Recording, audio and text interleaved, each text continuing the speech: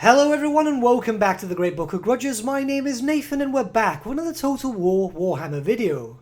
Today's topic are the Demons of Chaos, more specifically how they should play in Total War Warhammer 3. So without further ado, let's begin. The Demons of Chaos are malevolent, otherworldly entities born from the deepest and darkest emotions of all mortal creatures. From their fortresses and palaces within the realms of chaos, these entities watch with envious eyes towards the mortal kingdoms, waiting with unblinking patience for their chance to wreak destruction and dismay upon the world, and to feed upon the misery that they have wrought. Of the many forces which permeate the world, both emotional and natural otherwise, there are but only four which hold supreme power within this plane of unnatural existence. Power and anger, lust and pleasure, death and despair, and change and hope are the four greatest forces which have enthralled the world in its grip. For in a world engulfed in such amounts of war, corruption, and disease, their dark presence and their malign influence is all but inevitable. For these dark emotions and thoughts fuel the main four gods of chaos: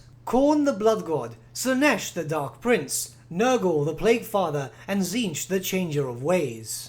The Demons of Chaos are one of the remaining main factions in Warhammer Fantasy that have yet to be implemented in the Total War Warhammer series, and they are all but confirmed to be added into the third and final game of the series. There has been a lot of speculation surrounding the Demons of Chaos, more specifically if they will play undivided or as four separate monogod factions. Whatever the outcome, it can be assumed that the Demons of Chaos will all play in a similar way mechanic-wise, especially when in regards to any mechanics they may have in the campaign map. You see, the Demons of Chaos should be extremely unique when compared to other races, mostly because the Demons of Chaos themselves do not permanently reside in the Warhammer Fantasy world. Instead, they have their own realm, the Realms of Chaos, a dimension of pure magic, separate to the physical universe of the Warhammer Fantasy world. It is a place of dreams and nightmares made real, where effect need not follow cause. Within its bounds, anything is possible. It is the home dimension of chaos that is comprised entirely of magical energy given shape and form only by the desires, thoughts, feelings, and passions of mortals. We're going a bit lore heavy here, but believe me, this is going to make sense in the video. Should the Demons of Chaos be implemented as a playable faction, whether monogod or undivided, there needs to be representation of the Realms of Chaos as their main hub. This should be your main location as to where you'll be able to build and capture settlements and also recruit armies. The Demons of Chaos themselves are represented in lore in such a way that when more or less translated into Total War Warhammer would neither be an empire building faction nor a horde faction. Instead, I believe that the Demons of Chaos would more or less play in a very similar sense to Norsca, but with some minor changes. At the start, the Demons of Chaos should only be available in two locations. Firstly, in the Realms of Chaos, which is their central hub, and secondly, in the Northern Chaos Wastes, which is an area known to be heavily concentrated with demonic influence. From there, demonic legions may roam as they wish and wreak havoc upon the Warhammer Fantasy world. Here they would play in a very similar sense to Norsca, where any settlements they may attack and destroy may not be settled by them. Instead, chaos corruption would spread heavily throughout these regions. With the longer these regions spread corruption, the more of a special currency you should obtain. This currency would more or less be known as demonic influence, which in a thematic sense should let you spawn demonic portals. These portals would only be available inside settlements, and it would be the only way you can colonize a settlement. From here you can start recruiting any lords that you wish, with your army's recruitment tied into two possible ways. Firstly, through a very generic purchase pool, in a very similar sense to how the vampire counts can raise the dead. This would be a quick fix to form up an army, but your main form of recruitment should be focused around the global pool. Of course, just like Norsca, the Demons of Chaos should be able to capture any racial capitals. These should be the only settlements that you should be able to build up as normal, where you can build them up, upgrade them as you wish, and also recruit armies in a more traditional Total War style. Next we'll look at army composition, and this only would really affect the Demons of Chaos if they are an undivided faction. The Demons of Chaos are essentially 4 different armies, one dedicated to each of the Chaos gods. The gods themselves are always in constant competition with each other, and it would make sense that if, say for example, you fielded an army led by a Core Knight champion, that it would probably be more beneficial to you if you only recruited Core Knight units. Now, I'm not saying that the units from other gods should be completely locked out to you, but rather should cost more in terms of recruitment and upkeep. This just makes sense thematic wise. Because of a mechanic like this, I believe that the Chaos Demons should launch with 4 playable legendary lords, one for each respective Chaos god.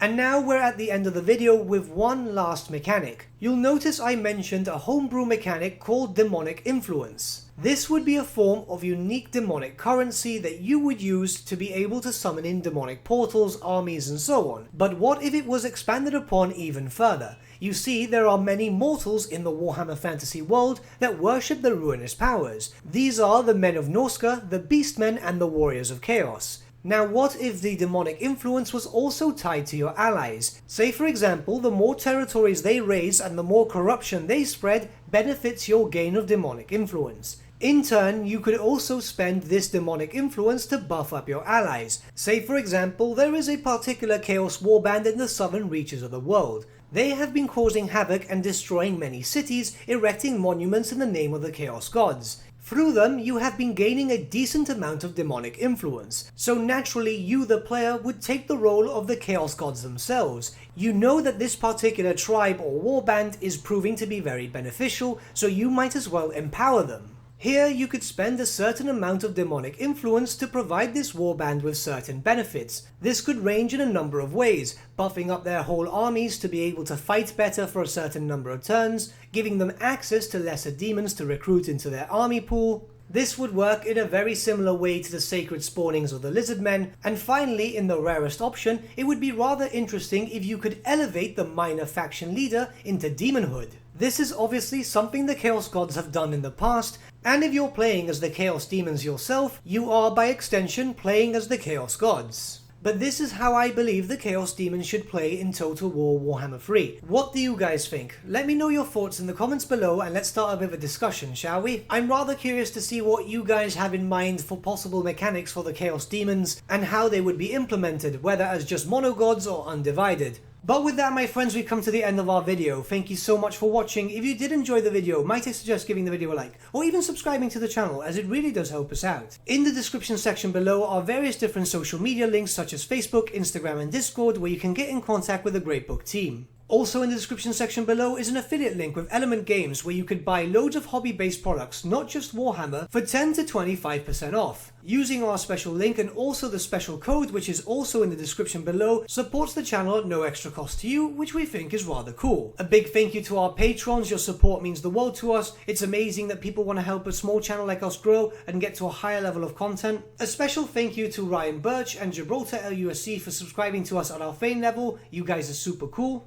And a big thank you to Edward Yule and VSVasan for subscribing to us at our King level. Honestly, we can't thank you guys enough. The money earned from Patreon is going directly back into the channel, slowly upgrading little bits and bobs, just trying to get to a higher level of content for you guys. And a big thank you to all of you for liking, sharing and commenting on these videos. The support has been insane lately and honestly we can't be more than excited. But with that, my friends, thank you so much for watching once again and we shall see you all again very, very soon. Have a good day.